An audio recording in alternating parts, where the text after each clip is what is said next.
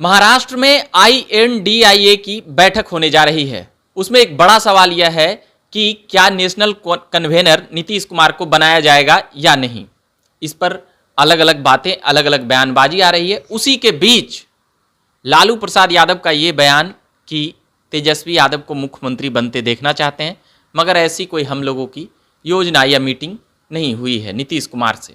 उन तमाम बातों को लेकर हम समझेंगे। अभी वरिष्ठ पत्रकार हमारे साथ हैं धीरेन्द्र कुमार जी, उनसे कुछ सवाल रहेगा। धीरेन्द्र जी, जिस प्रकार से पहले हम ले लेते हैं महाराष्ट्र की बैठक में जो बातें चली बेंगलोर में, पटना में, वो चीज़ें नहीं हो पाई नेशनल कन्वेनर को लेकर, तो अब क्या लगता है कि ऐसा नीतीश कुमार के लिए उनको नेशनल कन्वेनर बनाया जाएगा? देखिए, ये जो इंडिया गठबंधन है जी, मुझे लगता है कि इसके पास एक लक्ष्य तो स्पष्ट है जी, कि नरेंद्र मोदी को हटाओ, जी, और इसी लक्ष्य को केंद्र में रखकर तमाम पार्टियां जो भी इनसे जुड़ रही है वो जुड़ रहे हैं। जी। लेकिन कैसे हटाओ, किसकी क्या भूमिका होगी, इस पर ये गठबंधन अभी तक स्पष्ट नहीं है। दो महत्वपूर्ण मीटिंग होने के बाद भी इस गठबंधन में किसकी कैसी क्या भूमिका होगी, क्या जिम्मेदारी होगी, ये स्पष्ट नहीं है। पहली मीटिंग सिर्फ मीटिंग हुई और दूसरी मीटिंग में नामाकरण हुआ, ठीक है। अब प्रश्न ये उठता है कि नाम रखने से ही नहीं होगा।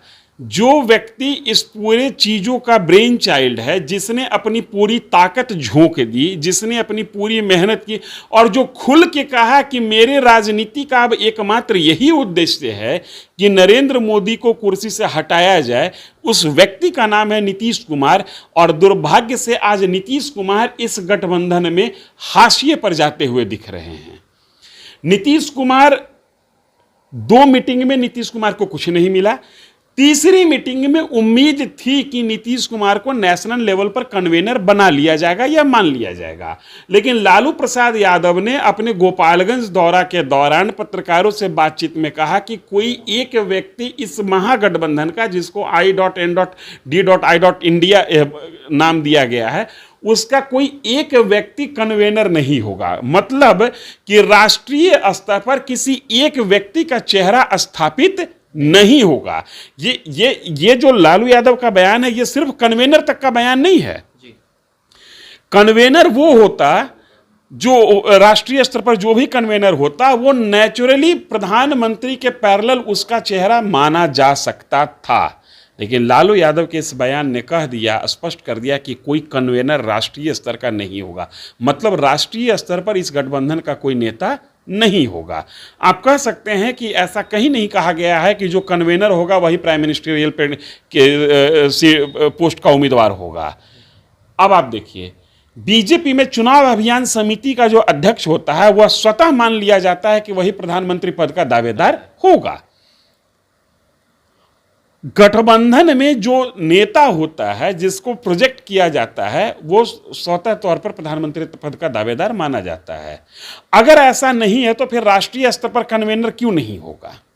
ये कहीं ना कहीं लालू प्रसाद यादव और कांग्रेस की एक सोची समझी समझ है कि हिंदी हार्टलैंड से किसी भी व्यक्ति को उस लेवल तक उभार न मिले जिस लेवल पर जाने के बाद वो प्राइम मिनिस्टेरियल पोस्ट का दावेदार बन जाए। मतलब कांग्रेस को सीधे चैलेंज नहीं कर पाए, यही मोटा मोटी कांग्रेस के लिए एक सेफ पैसेज क्रिएट करने की कोशिश की जा रही है, जिसमें ऐसा रास्ता निकाला जा रहा है कि गठबंधन की जीत भी सुनिश्चित हो और गठबंधन का राष्ट्रीय स्तर पर कोई चेहरा भी नहीं बने।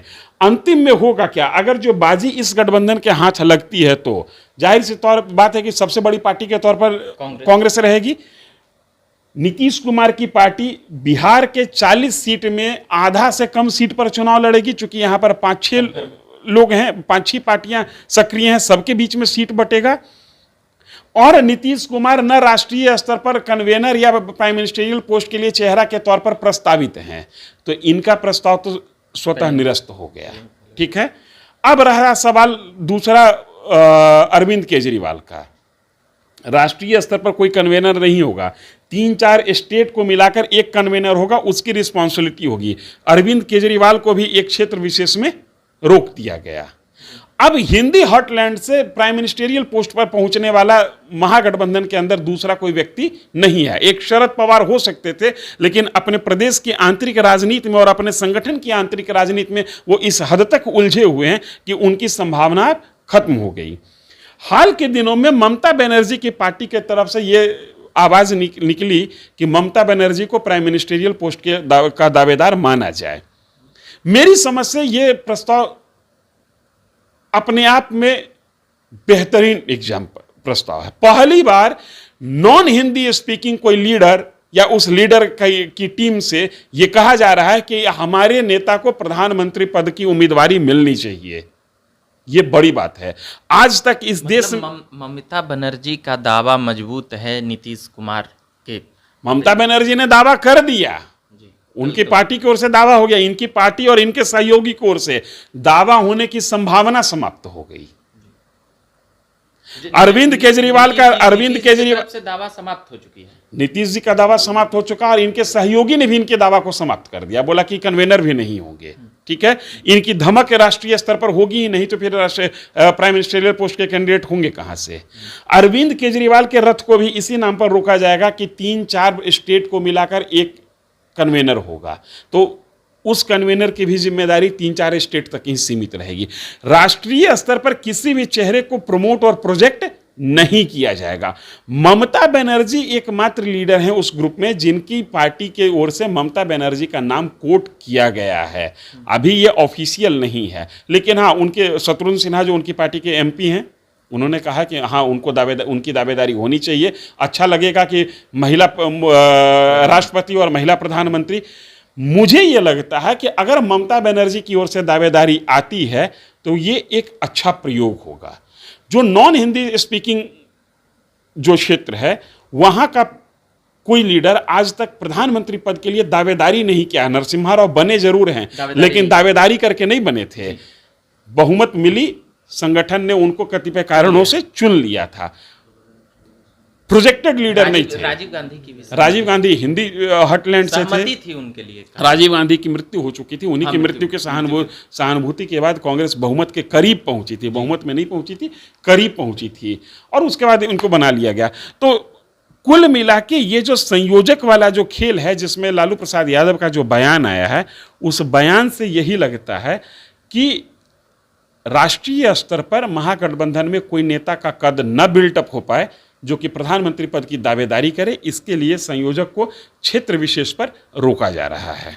चलिए, तो इसमें ये बातें समझ में आ रही थी कि इंडिया के बैठक में जो नेशनल कन्वेनर थे उसके लेकर हम बात कर रहे थे, मगर एक बात और है कि लालू प्रसाद यादव का जो बयान है कि तेजस्वी यादव को मुख्यमंत्री बनते देखना चाहते हैं, और साथ ही ये भी कि हमारी कुछ वैसी शर्त और ये चीजें नहीं हुई। तो लालू प्रसाद यादव की बातों से क्या मायने निकाला जाए? क्या देखिए, क्या इनकी शर्त थी और क्या समझौता था, ये तो यही जानते हैं। इसमें कहीं दो मत वाली बात नहीं है कि इनकी पार्टी से लेकर तमाम जो इनके लोग हैं बिहार के राजनीति को जो जानते हैं, उन सबको पता है कि 1 साल का एग्रीमेंट हुआ था। अब ये नकार रहे हैं तो जाहिर सी बात है कि उनकी बात को मानना पड़ेगा कि भाई एग्रीमेंट नहीं हुआ था।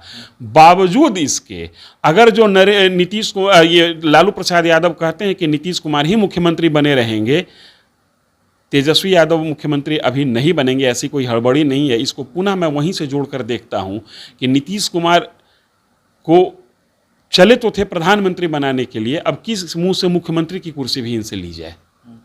इसके कारण भी लालू यादव थोड़ा नीतीश कुमार कहीं पलटी मारकर फिर उस खेमे में न चले जाएं जिस खेमे से चले आए हैं, इसलिए भी इनको कहा जा रहा है कि नहीं, आपकी कुर्सी कम से कम अक्षुण्ण रहेगी। ठीक है, प्रधानमंत्री नहीं बनिएगा, लेकिन मुख्यमंत्री की कुर्सी आपके पास बनी रहेगी।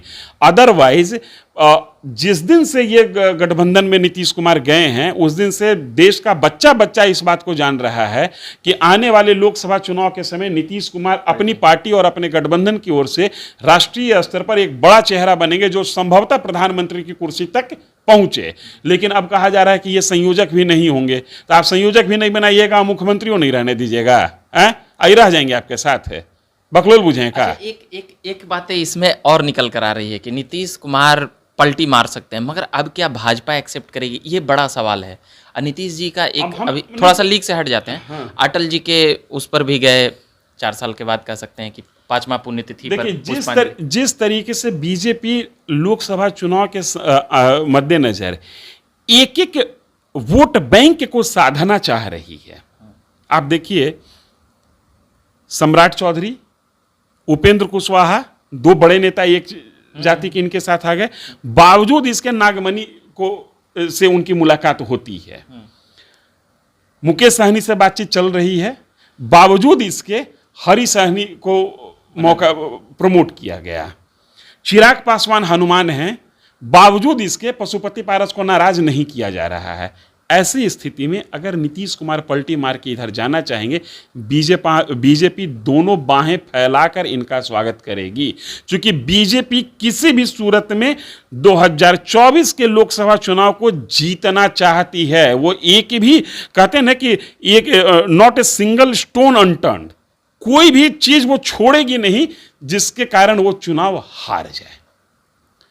जितना ज्यादा से ज्यादा कुनबा बड़ा हो, उतना ज्यादा से ज्यादा कुनबा बड़ा किया जाएगा। किसी को 1 सीट पर मनाया जाएगा, किसी को 2 सीट पर मनाया जाएगा, किसी को विधानसभा में प्रमोट करने के नाम पर मनाया जाएगा, लेकिन 2024 तक संगठन और वोट बैंक इतना बड़ा हो कि दूर से देखने में लगे कि 50% से ज्यादा तो इधर दिख रहा है। ये फ्रेम बीजेपी तैयार करना चाहती है।